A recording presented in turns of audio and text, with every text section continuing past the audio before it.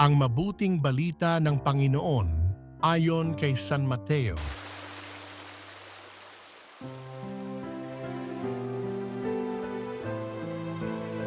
Noong panahong iyon, nagpunta si Jesus sa lupaing malapit sa Tiro at Sidon. Lumapit sa kanya ang isang Kananeyang naninirahan doon at malakas na sinabi, "Panginoon, anak ni David, mahabag po kayo sa akin. Ang anak kong babae ay inaalihan ng demonyo at masyadong pinahihirapan."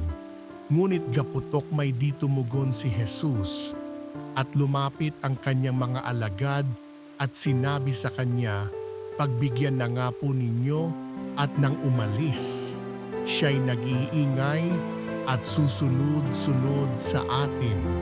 Sumagot si Jesus, "Sa mga tupang naliligaw ng sambahayan ng Israel lamang ako sinugo."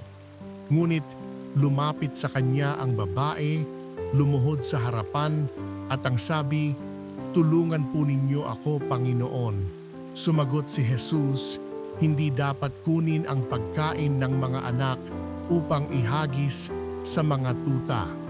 "Tunay nga po, Panginoon," tugon ng babae, "ngunit ang mga tuta man ay nagsisikain ng mumong nalalaglag sa hapag ng kanilang Panginoon."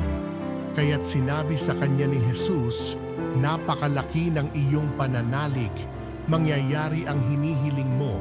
At noon di gumaling ang kanyang anak. Ang mabuting balita ng Panginoon